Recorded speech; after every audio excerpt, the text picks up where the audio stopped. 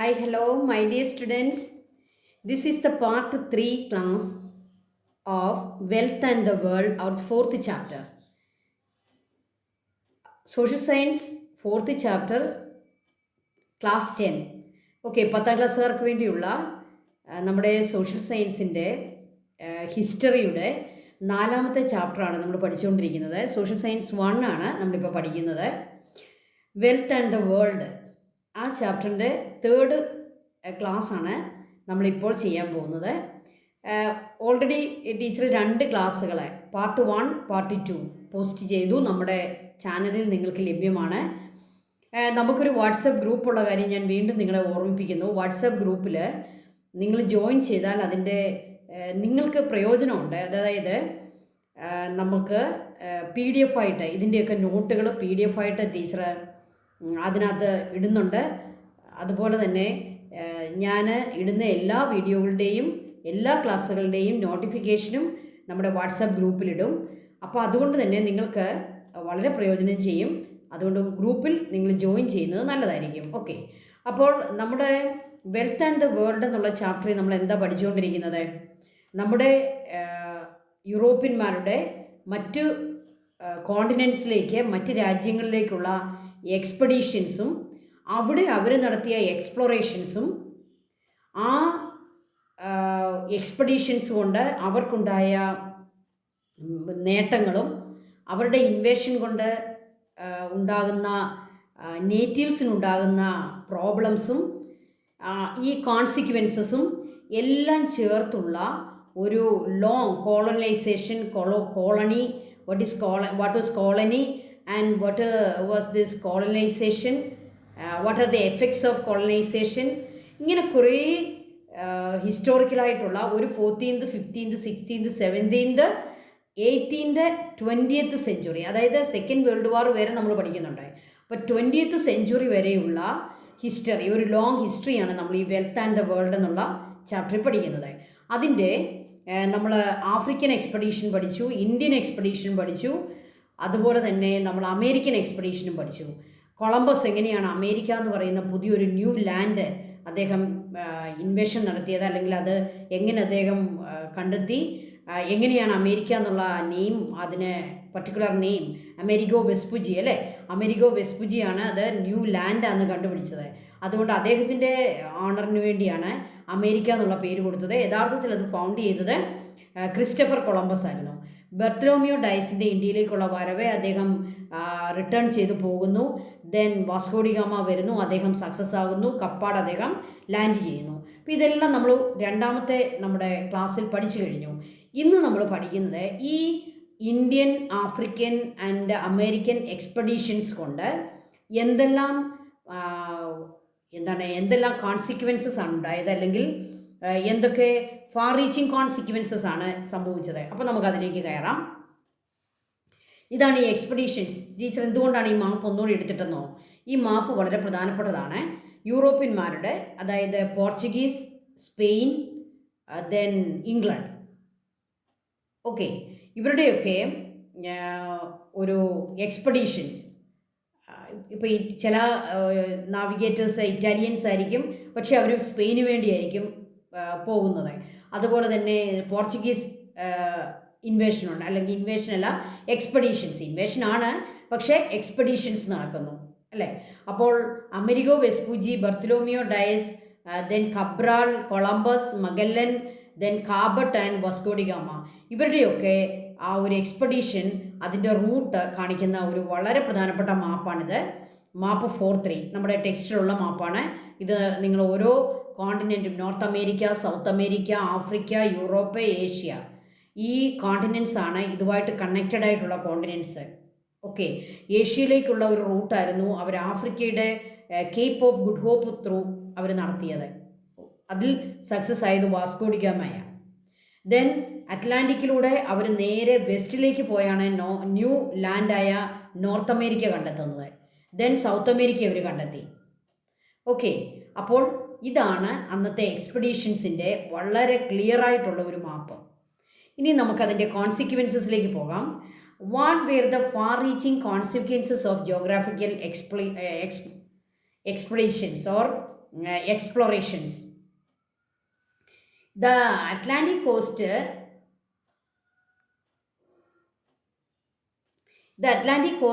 emerged as the most important trade route connecting Europe with America, Asia, Africa. This shift led to the decline of Mediterranean trade and the rise of Atlantic trade. അപ്പോൾ Mediterranean ഏരിയയിലൂടെ teacher നേരത്തെ പറഞ്ഞു യൂറോപ്യന്മാരെ നേരിട്ട് Asian രാജ്യങ്ങളിലേക്ക് വന്ന് trade നടത്തുന്ന രീതി ആയിരുന്നില്ല. എന്നാൽ അറബികൾ ത്രൂ ഏഷ്യയിൽ നിന്നുള്ള പ്രോഡക്റ്റുകളെ കോൺസ്റ്റാന്റിനോപ്പിളിൽ എത്തുകയും കോൺസ്റ്റാന്റിനോപ്പിളിൽ നിന്നും അത് യൂറോപ്പിലേക്ക് കൈമാറ്റം ചെയ്യുകയും ചെയ്യുന്ന ഒരു ട്രേഡ് രീതിയായിരുന്നു മുൻകാലങ്ങളിൽ ഉണ്ടായിരുന്നത്, ancient time. But in this time, this 14th 15th century, what was the change in trade route? The Atlantic coast emerged as the most important trade route.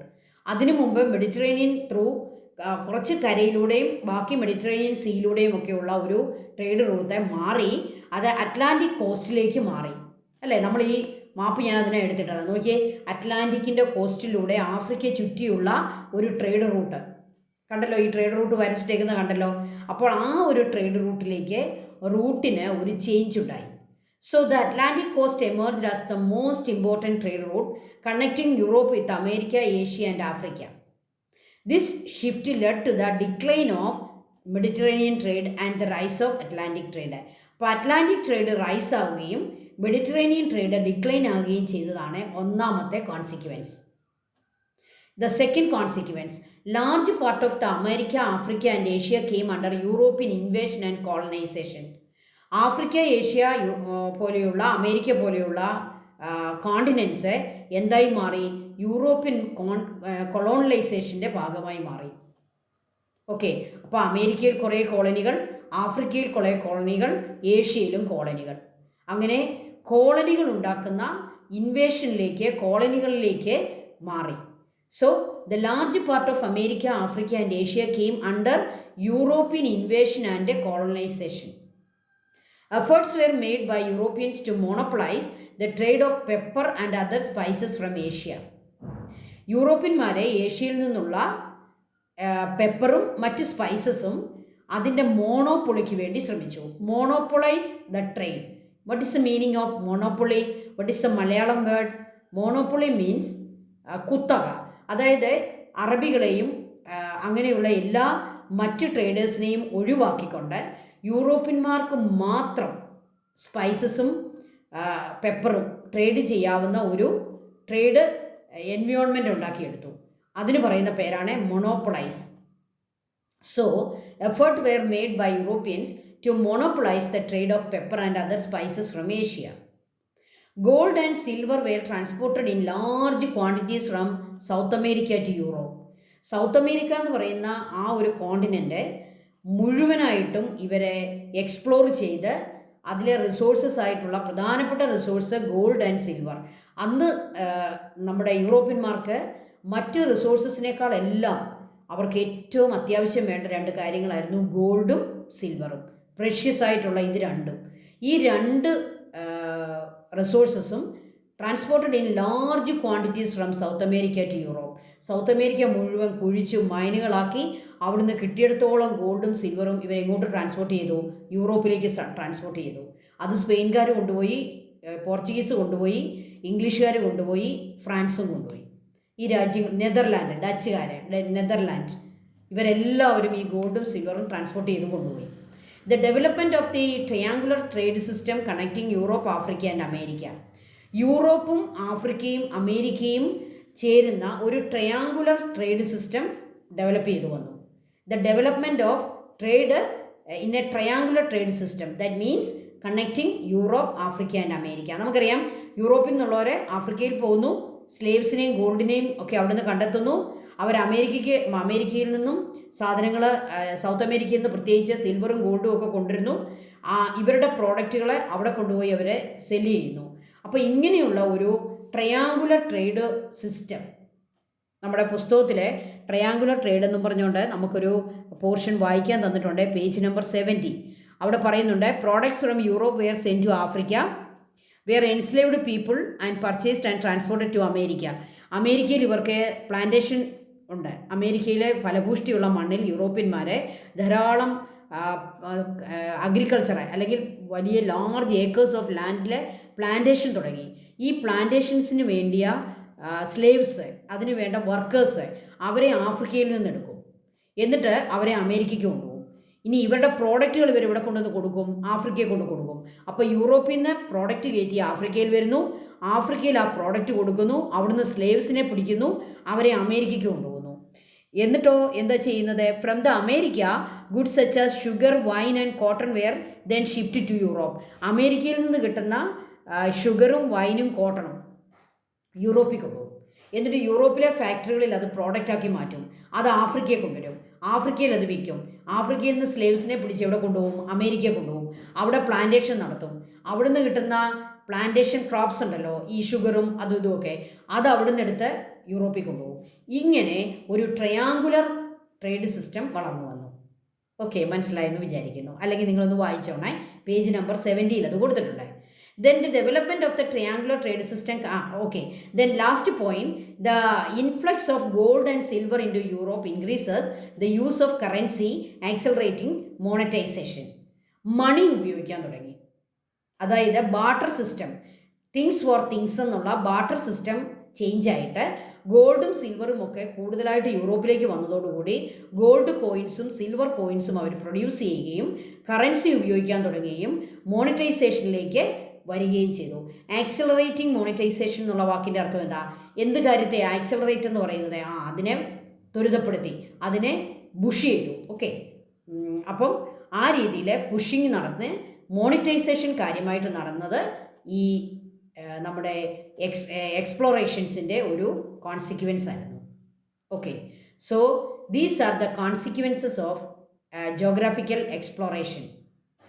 Atlantic cost വലിയൊരു ട്രേഡ് റൂട്ടായിട്ട് മാറി, Mediterranean decline ആയിപ്പോയി. അതുപോലെ തന്നെ America, Africa, ഏഷ്യയുടെ ഭാഗങ്ങളൊക്കെ വലിയ കോളനൈസേഷൻ്റെ ഭാഗമായി മാറി. യൂറോപ്യന്മാർ അവരെ കോളനികളാക്കി മാറ്റി. അവർ യൂറോപ്യന്മാരെ ട്രേഡ്, സ്പൈസസ്, പെപ്പർ ട്രേഡ് മോണോപ്പൊളൈസ് ചെയ്തു. ഗോൾഡും സിൽവറും ലാർജ് ക്വാണ്ടിറ്റി ഏഷ്യയിൽ നിന്നും പ്രത്യേകിച്ച് സൗത്ത് അമേരിക്കയിൽ നിന്നും യൂറോപ്പിലേക്ക് കൊണ്ടുപോയി. അതുപോലെ തന്നെ ഒരു ട്രയാങ്കുലർ ട്രേഡ് സിസ്റ്റം ഉണ്ടായി. ഏതിനെയൊക്കെയാണ് കണക്ട് ചെയ്തത്? Connecting Europe, Africa and America. Okay, then ഗോൾഡും സിൽവറും ഉപയോഗിച്ച് കറൻസിയും കോയിൻസും ഉണ്ടാക്കുകയും മോണിറ്റൈസേഷൻ ആക്സലറേറ്റ് ആവുകയും ചെയ്തു. ഇത്രയും കോൺസിക്വൻസസ് അങ്ങ് പഠിച്ചോണം. 4 or 5 മാർക്ക് ക്വസ്റ്റ്യൻ ആയിരിക്കും. Okay, then what do you mean by Latin America? പഴയ ഒരു ഹിസ്റ്ററി പഠിക്കുമ്പോൾ പലപ്പോഴും നമ്മൾ കാണുന്ന ഒരു വേർഡാണ് ലാറ്റിൻ അമേരിക്ക. നമുക്കറിയാം 2 അമേരിക്കയേ ഉള്ളൂ, നോർത്ത് അമേരിക്കയും സൗത്ത് അമേരിക്കയും. പിന്നെ എവിടുന്ന് വന്നു ഈ ലാറ്റിൻ അമേരിക്ക? പലർക്കും പല സംശയങ്ങളുണ്ട്, പലർക്കും അതെന്താണെന്ന് അറിഞ്ഞുകൂടാ. അപ്പോൾ നിങ്ങളൊന്ന് മനസ്സിലാക്കുക, what is this Latin America? Over a period of time the dominance in trade of Portugal and Spain decline. പോർച്ചുഗലിൻ്റെ കുറേ കാലം കഴിഞ്ഞപ്പോഴേക്കും പോർച്ചുഗലിൻ്റെയും സ്പെയിനിൻ്റെയും അവരുടെ ട്രേഡ് ഡോമിനൻസ് ഡിക്ലൈനായി, അവർ കുറച്ചൊന്നു താന്നു. The European nations compete with each other for establishing colonies as Asia, Africa and America. ഏഷ്യയിലും ആഫ്രിക്കയിലും അമേരിക്കയിലും കോളനികൾ ഉണ്ടാക്കാൻ വേണ്ടി, അവിടെയുള്ള രാജ്യങ്ങളെ തങ്ങളുടെ അണ്ടറിലേക്ക് കൊണ്ടുവരാൻ വേണ്ടി, കോളനിയാക്കാൻ വേണ്ടി യൂറോപ്യൻ രാജ്യങ്ങളെ, പ്രത്യേകിച്ച് സ്പെയിനും ഫ്രാൻസും ഇംഗ്ലണ്ടും പോർച്ചുഗലും ഒക്കെ തമ്മിൽ എന്ത് ചെയ്തു? They compete each other. അവർ തമ്മിൽ കോമ്പറ്റീഷൻ ഉണ്ടായി. So the European nations compete each other for establishing colonies in Asia, Africa and America. In this competition, France and England surpassed all other nations. അപ്പോൾ പോർച്ചുഗലിനെയും സ്പെയിനിനെയും നെതർലാൻഡിനെയും എല്ലാം ഫ്രാൻസും ഇംഗ്ലണ്ടും തോപ്പിച്ചു. എന്താണ് അതിൻ്റെ അർത്ഥം? In this competition. In which competition? The competition among European nations for establishing colonies in Asia, Africa and America. For this competition who were victorious? France and England were victorious. They defeated all other European nations. The American regions once controlled by Spain and Portugal came to be known as Latin America. അതായത് സ്പെയിനും പോർച്ചുഗലും ഇംഗ്ലണ്ടിനോടും ഫ്രാൻസിനോടും തോറ്റോടി. പക്ഷേ സ്പെയിനിനും പോർച്ചുഗലിനും ഒരു കാലത്ത് അമേരിക്കയിൽ എന്തുണ്ടായിരുന്നു? Colony ഉണ്ടായിരുന്നു. അവരുടെ അണ്ടറിൽ regions ഉണ്ടായിരുന്നു. അപ്പോൾ സ്പെയിനിൻ്റെയും പോർച്ചുഗലിൻ്റെയും അണ്ടറിൽ ഉണ്ടായിരുന്ന അമേരിക്കൻ റീജിയൻസിനെ പിന്നീട് വിളിച്ച പേരാണ് ലാറ്റിൻ അമേരിക്ക. ഈ ലാറ്റിൻ അമേരിക്ക എന്ന് പേര് വരാനുള്ള കാരണം അവിടെ കൂടുതൽ ഉപയോഗിച്ചിരുന്ന ലാംഗ്വേജ് ലാറ്റിൻ ആയിരുന്നു. ഫ്രാൻസും ഇംഗ്ലണ്ടും കൂടി ഡോമിനൻസ് ഉണ്ടാക്കിയപ്പോൾ സ്പെയിനും പോർച്ചുഗലും ഒക്കെ തോറ്റോടി. പക്ഷേ സ്പെയിനിനും പോർച്ചുഗലിനും ഒരു കാലത്തെ അമേരിക്കയിൽ, പ്രത്യേകിച്ച് നോർത്ത് അമേരിക്കയുടെ സൗത്ത് അമേരിക്കയുടെ നോർത്ത് ഭാഗത്തും കുറച്ച് ഏരിയ ഉണ്ടായിരുന്നു. ആ ഏരിയകളെ വിളിക്കുന്ന പേരാണ് Latin America. So the American regions once controlled by Spain and Portugal came to be known as Latin America. അപ്പോൾ ഇനി നിങ്ങൾക്ക് ലാറ്റിൻ അമേരിക്ക എന്നുള്ള വേർഡ് കാണുമ്പോൾ ഒരു ഡൗട്ട് ഉണ്ടാകില്ലേ, എന്താണ് ഈ ലാറ്റിൻ അമേരിക്ക? അങ്ങനെയും ഒരു അമേരിക്കയുണ്ടോ? ഇത് ലാറ്റിൻ അമേരിക്ക എന്ന് പറയുന്നത് വേറൊരു അമേരിക്കയല്ല. നോർത്ത് അമേരിക്കയുടെയും സൗത്ത് അമേരിക്കയുടെയും ഭാഗം ഒരു കാലത്തെ സ്പെയിനും പോർച്ചുഗലും കൈവശം വച്ചിരുന്ന ഭാഗങ്ങളെ വിളിക്കുന്ന പേരാണ് ലാറ്റിൻ അമേരിക്ക. പിന്നീട് സ്പെയിനും പോർച്ചുഗലും തോറ്റുപോവുകയും ഇംഗ്ലണ്ടും ഫ്രാൻസും ആ സ്ഥലങ്ങൾ കൈവശപ്പെടുത്തുകയും ചെയ്തു. ഓക്കെ, ഇതാണ് ലാറ്റിൻ അമേരിക്ക. അത് നോർത്ത് അമേരിക്കയുടെയും സൗത്ത് അമേരിക്കയുടെയും കുറച്ച് ഭാഗങ്ങളാണ് ഈ ലാറ്റിൻ അമേരിക്ക എന്ന് പറയുന്ന ആ ഒരു റീജിയനിലുള്ളത്. ഓക്കെ, അടുത്തായിട്ട് നമുക്ക് colonies established by European countries. കോളനികൾ യൂറോപ്യൻ കൺട്രികൾ ഏതൊക്കെ കോണ്ടിനെൻറ്റ്സിലാണ് ഉണ്ടാക്കിയത്? Asia, Africa, America. അത് ഏതൊക്കെയാണെന്ന് കാണിക്കുന്ന ഒരു പ്രധാനപ്പെട്ട മാപ്പാണ് നിങ്ങൾ ഈ കണ്ടുകൊണ്ടിരിക്കുന്നത്. മാപ്പ് 4-5 നിങ്ങളുടെ ടെക്സ്റ്റിലുണ്ട്. മാപ്പ് 4-5. ഓക്കെ, ടെക്സ്റ്റിൽ അത് ഉള്ള പേജ് എന്ന് പറയുന്നത് 71 71 പേജിൽ ഇതെല്ലാം ഈ ഒരു മാപ്പ് നിങ്ങൾക്ക് കാണാൻ നിങ്ങളെടുത്തൊന്ന് നോക്കണം.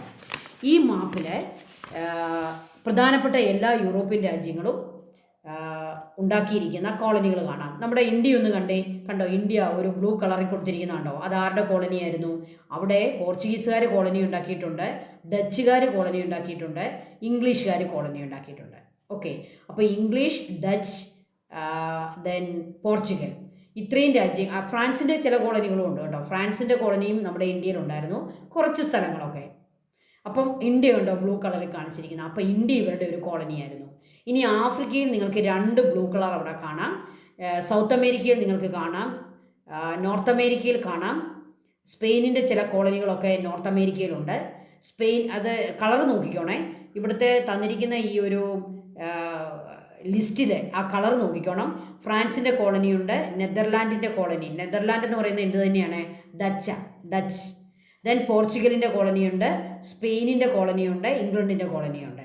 നമ്മളെ എന്തുകൊണ്ടാണ് ബ്ലൂ കളറിൽ തന്നിരിക്കുന്നത്? നമ്മൾ ഇംഗ്ലീഷ് കോളനിയായിരുന്നു ഭൂരിപക്ഷവും. ഓക്കെ, അപ്പം നമുക്ക് ആ കോളനികളുടെ ലിസ്റ്റ് ഒന്ന് നോക്കാം. ടീച്ചർ ഒരു ലിസ്റ്റ്, നിങ്ങൾക്കൊരു ആക്ടിവിറ്റി നമുക്ക് തന്നിട്ടുണ്ട്. പേജ് നമ്പർ 71 ഒരു ലിസ്റ്റ് ക്രിയേറ്റ് ചെയ്യാനാണ് പറഞ്ഞിരിക്കുന്നത്. യൂറോപ്യൻ കോളനീസ് ഏതൊക്കെ കോണ്ടിനെൻറ്റ്സിലാണ്? Asia, Africa, America. പോർച്ചുഗലിൻ്റെ ഏഷ്യയിലെ കോളനികൾ ഗോവ, മക്കാവ് എന്ന് പറയുന്നത് ചൈനയിലുള്ള ഒരു സ്ഥലമാണ്. മക്കാവ് ഒരു ചെറിയ ദ്വീപാണ്. അവിടെയും പോർച്ചുഗലിനൊരു കോളനിയുണ്ട്. പിന്നെ നമ്മുടെ ഇന്ത്യയിലെ ഇന്ത്യയിലുള്ള ഗോവ, ഇത് രണ്ടും പോർച്ചുഗൽ കോളനികളായിരുന്നു ഏഷ്യയിലെ. സ്പെയിനിന് ഫിലിപ്പീൻസ് ആയിരുന്നു അവരുടെ colony, Asian colony.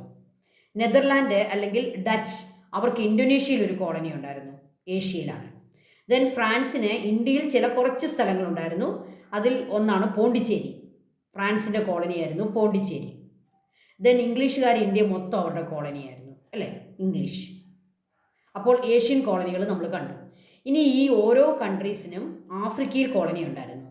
പോർച്ചുഗലിൻ്റെ African colony Angola, Mozambique.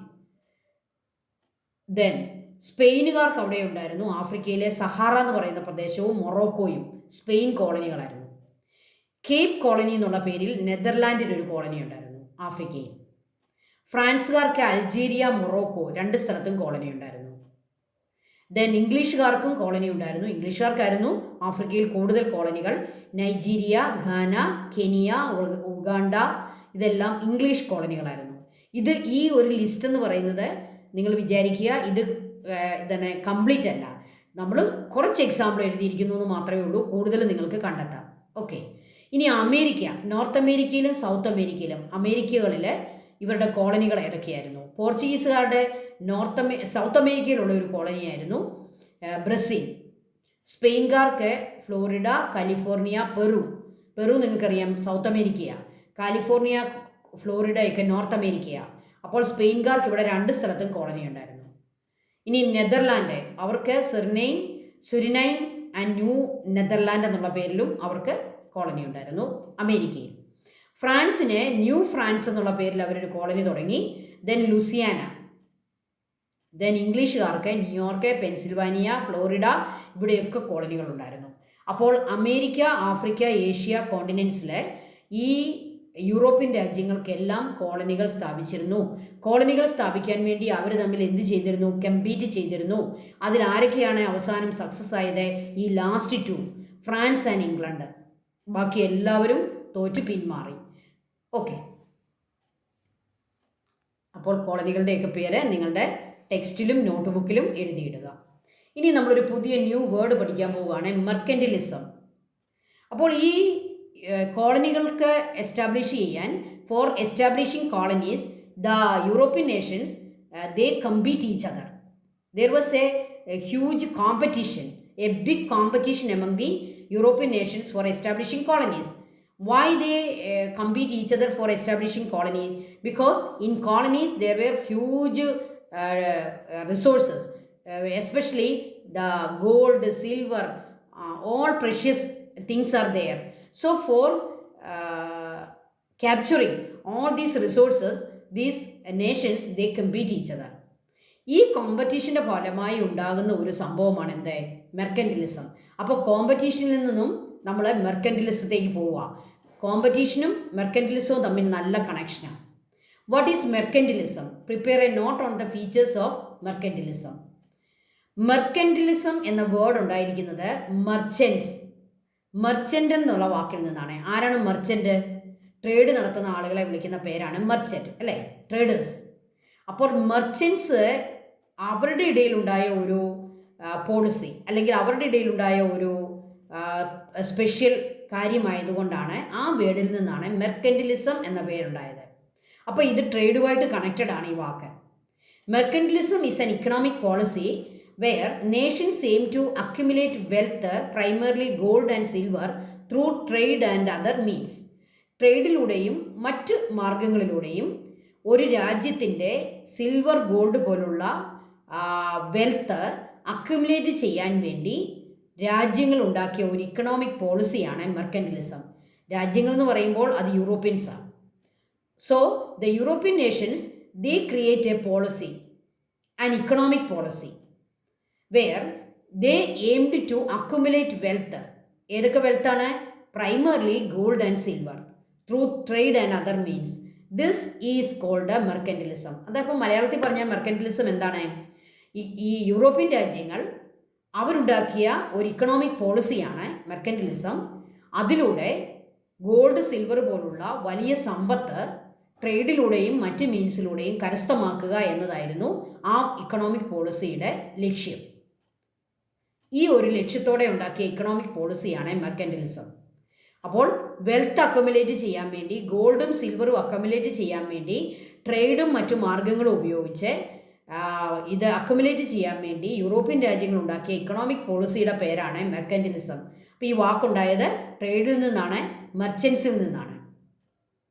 ഇനി നമുക്ക് മെർക്കൻറ്റിലിസത്തിൻ്റെ ഫീച്ചേഴ്സ് പഠിക്കാം. First feature, according to mercantilist policy the wealth of a nation was measured by the amount of gold and silver it possessed. ഒരു രാജ്യത്തിൻ്റെ wealth measure ചെയ്യുന്നത് ആ രാജ്യത്തിന് എത്ര ഗോൾഡും സിൽവറും ഉണ്ടെന്ന് നോക്കി. അതാണ് mercantilist policy. Countries that adopted this policy competed to accumulate wealth in the form of these precious metals. ഈ മെർക്കൻറ്റിലിസം ഫോളോ ചെയ്യുന്ന രാജ്യങ്ങളെല്ലാം പരസ്പരം പോരാടിയത് വെൽത്ത് അക്യുമുലേറ്റ് ചെയ്യാൻ വേണ്ടിയാണ്, പ്രത്യേകിച്ച് സിൽവറും ഗോൾഡും. അപ്പോൾ they adopted the policy to compete with each other to accumulate wealth in the form of precious metals, not other things. Precious metals, gold and silver. The key characteristics of mechanism was the effort to preserve a nation's wealth, gold and silver, by reducing imports and increasing export. ഇവർ ഒരു policy എടുത്തു. മെർക്കൻറ്റിലിസ്റ്റ് policy എന്ന് പറഞ്ഞാൽ import കുറയ്ക്കുക, export കൂട്ടുക, എന്നാലല്ലേ പണം ഉണ്ടാകത്തുള്ളൂ, അല്ലേ? ഇമ്പോർട്ട് കുറയ്ക്കണം, മറ്റ് രാജ്യങ്ങളിൽ നിന്ന് ഇങ്ങോട്ട് കൊണ്ടുവരുന്നത് കുറയ്ക്കണം. ഇമ്പോർട്ട് കുറയ്ക്കുക ആൻഡ് ഇൻക്രീസിങ് എക്സ്പോർട്ട്. എക്സ്പോർട്ട് കൂട്ടുമ്പോഴുള്ള ഗുണം എന്താണ്? അവർ പ്രോഡക്റ്റ് കൊണ്ടുപോയി മറ്റ് രാജ്യങ്ങളിൽ കൊടുക്കുന്നു, പകരം ഗോൾഡും സിൽവറും മേടിച്ച് അവരുടെ രാജ്യത്തേക്ക് കൊണ്ടുവരുന്നു. അപ്പോൾ ഇവർ ഇമ്പോർട്ട് ചെയ്യാൻ ആഗ്രഹിക്കുന്നത് വെറും ഗോൾഡും സിൽവറും മാത്രം. ഗോൾഡും സിൽവറും മാത്രം ഇമ്പോർട്ട് ചെയ്യുന്നു സ്വന്തം രാജ്യത്തേക്ക്. ബാക്കി എല്ലാ സാധനങ്ങളും അവരെന്താണ് ചെയ്യുക? എക്സ്പോർട്ട്. അപ്പോൾ എക്സ്പോർട്ട് കൂട്ടുക, ഇമ്പോർട്ട് കുറയ്ക്കുക. ഇമ്പോർട്ട് ചെയ്യും എന്തുമാത്രം? Gold and silver. So the mercantilist policy is to reduce import and increase export. Okay, in this way they amass wealth from other nations. അപ്പോൾ ഈ രീതിയിൽ മറ്റു രാജ്യങ്ങളിൽ നിന്നും വെൽത്ത് അമാസ് ചെയ്യുന്ന പ്രക്രിയയാണ് മെർക്കന്റിലിസം. അപ്പോൾ മെർക്കന്റിലിസത്തിൻ്റെ പോളിസീസിൻ്റെ ഫീച്ചേഴ്സ് എന്തൊക്കെയാണ്? മാക്സിമം വെൽത്ത് അക്കോമുലേറ്റ് ചെയ്യുക, അത് ഗോൾഡും സിൽവറുമായിട്ട് കൊണ്ടുവരിക, ഗോൾഡും സിൽവറും കിട്ടുന്നിടത്തോളം സ്വന്തം രാജ്യത്താക്കുക, അത് ഇമ്പോർട്ട് ചെയ്യുക, മറ്റെല്ലാ സാധനങ്ങളും എക്സ്പോർട്ട് ചെയ്യുക, അങ്ങനെ മാക്സിമം വെൽത്ത് അമാസ് ചെയ്യുക. This is the policy of mercantilism. ഇത് യൂറോപ്യന്മാരുടെ അന്നത്തെ 15th 16th സെഞ്ച്വറിയിലെ ഏറ്റവും വലിയൊരു പോളിസിയായിരുന്നു മെർക്കന്റിലിസം. മറ്റ് രാജ്യങ്ങളെ അവർ ദൂർത്തടിച്ചു, അവർ ലൂട്ട് ചെയ്തു. Okay, what is colonial policies? Prepare a note on the colonial policies of Portuguese. എന്താണ് കൊളോണിയൽ പോളിസി? പോർച്ചുഗീസുകാരുടെ കൊളോണിയൽ പോളിസി എന്തായിരുന്നു? നമുക്ക് പോർച്ചുഗീസ് പഠിക്കണം, സ്പെയിൻ പഠിക്കണം, ഇംഗ്ലണ്ട് പഠിക്കണം. പ്രധാനമായിട്ടും 3 രാജ്യങ്ങളുടെ കൊളോണിയൽ പോളിസീസാണ് നമ്മൾ പഠിക്കേണ്ടത്. അതിൽ ഒന്നാമത്തേത് നമ്മുടെ പോർച്ചുഗീസ്, രണ്ടാമത് സ്പെയിൻ, മൂന്നാമത് ഇംഗ്ലണ്ട്. ഓക്കെ, ആദ്യം നമുക്ക് എന്താണ് കൊളോണിയൽ പോളിസി എന്ന് പഠിക്കാം. എന്നിട്ട് പോർച്ചുഗീസുകാരുടെ കൊളോണിയൽ പോളിസി എന്തായിരുന്നു എന്ന് നോക്കാം. Colonial policies refer to the policies and strategies employed by colonial powers to extract wealth from their colonies. Colonial powers എന്ന് പറയുന്ന യൂറോപ്യൻ രാജ്യങ്ങളാണ്. ഇവിടെ ഏത് പവറാണ് നമ്മൾ പഠിക്കുന്നത്? പോർച്ചുഗീസ്. അവരൊരു കൊളോണിയൽ പവറാണ്. അപ്പോൾ കൊളോണിയൽ പവേഴ്സിൻ്റെ strategies and policies. Colonial policies refers to the strategies and policies employed by the colonial powers എന്തിനു വേണ്ടി? Extract wealth from their colonies. അവരുടെ കോളനികളിൽ നിന്നും വെൽത്ത്, ഗോൾഡും സിൽവറും വെൽത്തും എക്സ്ട്രാക്റ്റ് ചെയ്ത് കൊണ്ടുവരിക. എന്താണ് എക്സ്ട്രാക്റ്റ് ചെയ്യുക? അടിച്ചു മാറ്റി കൊണ്ടുവരിക. അതിനുവേണ്ടി അവരുണ്ടാക്കിയ പോളിസിയാണ് colonial policy. The primary aim of Portuguese colonial policy was to break the Asian spice trade monopoly of the Arabs and secure control over it. പോർച്ചുഗീസുകാരുടെ കൊളോണിയൽ പോളിസിയുടെ primary aim monopoly in trade of spices and pepper and end the monopoly of Arabs. അപ്പോൾ അറബികളുടെ monopoly സ്പൈസസിൻ്റെ കാര്യത്തിൽ നിർത്തിയിട്ട് ആ monopoly പിടിച്ചെടുക്കുക. അതായിരുന്നു പോർച്ചുഗീസുകാരുടെ colonial പോളിസിയുടെ ഒന്നാമത്. അതായത് അറബികൾക്ക് ഇന്ത്യയൊക്കെ ആയിട്ട് എന്തുണ്ടായിരുന്നു? ഒരു ട്രേഡ് ഉണ്ടായിരുന്നു, അല്ലേ? സ്പൈസസ് ട്രേഡ് ഉണ്ടായിരുന്നു. അത് ഉണ്ടാക്കുക. എന്നിട്ട് അതിൻ്റെ മൊണോപ്പൊളി ആര് പിടിച്ചെടുത്തു? Portuguese. The Portuguese sought to keep other European nations out of the trade. അവരെ മറ്റ് യൂറോപ്യൻ രാജ്യങ്ങളെയും ഈ സ്പൈസസ് ട്രേഡിൽ നിന്നും ഔട്ടാക്കി. Under this policy trade in the colonies become a monopoly of the Portuguese king. Portuguese രാജാവ് ഈ കോളനികളിൽ നിന്നും സ്പൈസസ് മേടിക്കുന്നത് അയാളുടെ മൊണോപ്പൊളിയാക്കി മാറ്റി. അപ്പോൾ ട്രേഡിൻ്റെ കാര്യത്തിൽ ഒരു മൊണോപ്പൊളി ഉണ്ടാക്കുക എന്നതായിരുന്നു പോർച്ചുഗീസുകാരുടെ ലക്ഷ്യം. അതായിരുന്നു അവരുടെ കൊളോണിയൽ പോളിസി. മാക്സിമം വെൽത്ത് കോളനികളിൽ നിന്നും പോർച്ചുഗലിലേക്ക് കൊണ്ടുവരിക, അവരുടെ കിങ് അതിൻ്റെ മൊണോപ്പൊളിയായിട്ട് മാറുക. ഓക്കെ, അറബികളുടെ ട്രേഡ് ഉണ്ടാക്കുക. ഇതൊക്കെയായിരുന്നു പോർച്ചുഗീസുകാരുടെ കൊളോണിയൽ പോളിസി. ഓക്കെ, അപ്പോൾ സ്പെയിൻ്റെ കൊളോണിയൽ പോളിസി എന്തായിരുന്നു?